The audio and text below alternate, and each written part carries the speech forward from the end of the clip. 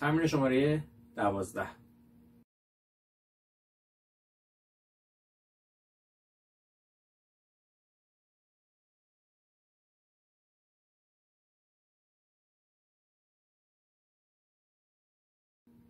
تمرین 12 برعکس تمرین 11 هست، یعنی اول 2 تا نوت چنگ رو با خط اتصال اجرا میکنیم، بعد نوت سیاه به صورت تکی ر می فا، ر و می به هم وصل شه، ر می فا تکی، بعدی می فا سول تکی، می فا با هم، می فا سول، آرشه چپ تکی، فا سول فا، فا سول فا، می فا می، می فا می.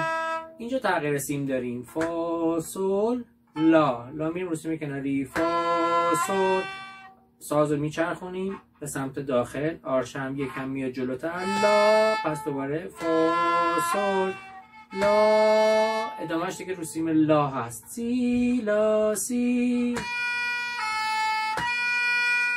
سی دو ره دو ره دو، سی لا سی، آخری هم میدونه لا سفید لا.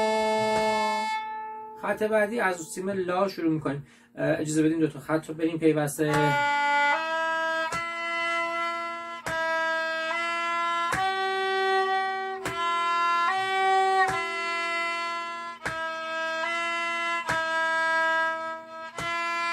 تغییر سیم،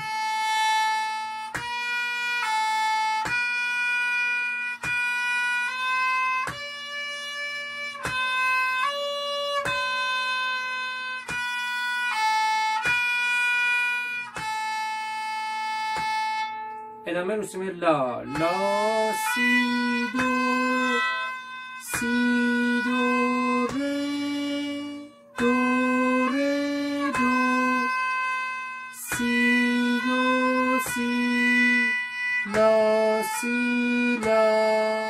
خط آخر میایم دوباره رو سیم ر، تغییر سیم داریم، ساز رو به سمت بیرون چرخونیم رو سیم ر، ر می فا سول فا می، فا می فا می ر می، آخرین ر هم ر سفید، ر.